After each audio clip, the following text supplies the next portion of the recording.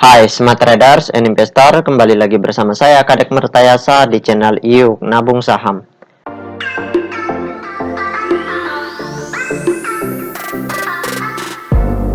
Nah, di episode kali ini kita akan membahas salah satu perusahaan yang di-request oleh Suntoso Asun, kode sahamnya WGSH, nama perusahaannya yaitu PT Wira Global Solusi Tbk. Oke, untuk mempersingkat waktu kita langsung saja buka datanya di aplikasi iPod.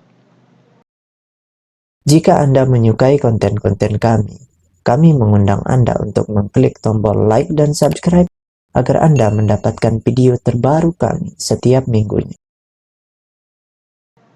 Nah, selanjutnya di sini kita ganti kode sahamnya WGSH, kemudian kita enter. Nah, kalau kita lihat grafiknya, perusahaan ini perusahaan yang baru IPO, dan harga tertingginya itu pernah menyentuh ke harga Rp250 per lembar, kemudian terendahnya di harga Rp139 per lembar, seperti itu. Nah, sekarang kita ingin lihat apa yang dilakukan oleh investor besarnya dari tanggal 17 Maret 2022 sampai dengan perdagangan hari ini di tanggal 12 April 2022. Di periode ini, apa yang dilakukan oleh investor besarnya? Apakah mereka akumulasi, distribusi, atau do nothing, seperti itu. Oke, kita langsung saja cek data broker summary-nya. Kita klik kolom Broksum. Selanjutnya kita ganti kode sahamnya WGSH.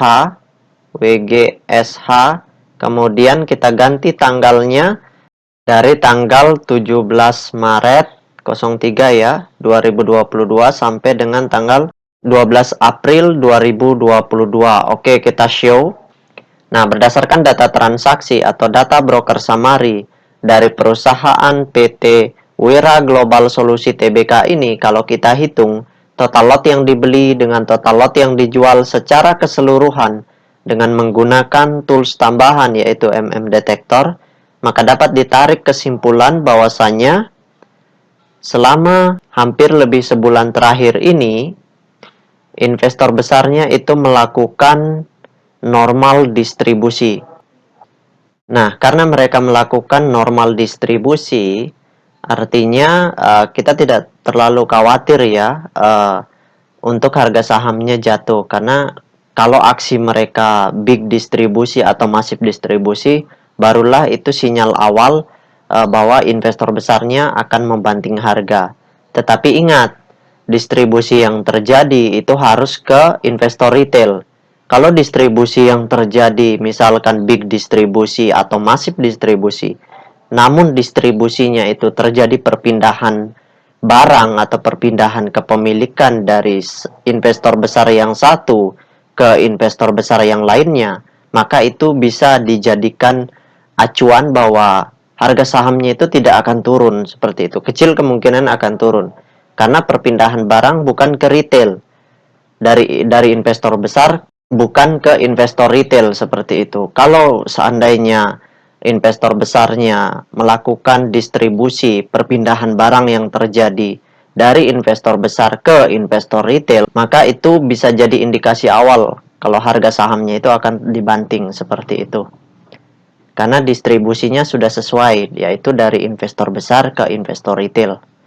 Oke, kita tutup data transaksinya. Nah, selanjutnya bagi teman-teman investor, jika ada yang ingin ditanyakan atau ada yang ingin di-request, silakan komen di kolom komentar, nanti saya akan buatkan videonya secara khusus. Untuk teman-teman yang ingin bertanya seputaran saham-saham yang sudah pernah di-request, silakan bergabung di grup channel Telegram kami, klik linknya ada di kolom deskripsi. Nah, kalau kita lihat untuk data peta kepemilikannya, karena ini perusahaan yang baru IPO, jadi datanya belum stabil, jadi saya hanya bisa memberikan data scriptless rasionya saja, di mana perusahaan ini telah mencetak 20% sahamnya dalam bentuk scriptless. Nah, nanti kita akan hitung, petakan ulang dari 20% saham yang beredar di publik itu, berapa kepemilikan investor besarnya dan berapa kepemilikan investor retailnya. Agar kita bisa tahu kemana arah harga selanjutnya, karena sangat penting untuk melihat data peta kepemilikannya seperti itu. Siapa yang menguasai supply, siapa yang memegang kendali, seperti itu. Kalau investor retail yang banyak memiliki barang, maka sebaiknya dihindari perusahaan ini, seperti itu. Kecuali mereka melaksanakan aksi right issue, barulah nanti di retail-retail kan umumnya tidak mau menembus di harga yang mahal. Nah, itu juga salah satu cara yang digunakan oleh investor besar untuk mengambil alih porsi kepemilikan. Kalau retail nggak ada yang mau menebus, kemudian barang yang dicetak kembali itu semuanya diambil oleh atau diborong oleh investor besarnya, maka mereka akan menguasai supply, seperti itu. Dan mereka akan memiliki kendali lagi sepenuhnya terhadap pergerakan harga saham dari perusahaan PT Wira Global Solusi Tbk ini. Nah, itu saja yang dapat saya sharingkan untuk Suntoso Asun. Jadi untuk saat ini data peta kepemilikannya, terutama kepemilikan retail dan investor besar, saya belum bisa memaparkan karena datanya belum stabil. Jadi sebaiknya ditunggu untuk video-video selanjutnya. Kedepannya kalau sudah datanya stabil, nanti akan saya petakan berapa kepemilikan investor besarnya dan berapa kepemilikan retailnya, supaya bisa kita simpulkan ini layak untuk investasi jangka panjang atau tidak, seperti itu. Nah, baik teman-teman investor, see you next time. Salam cuan selalu.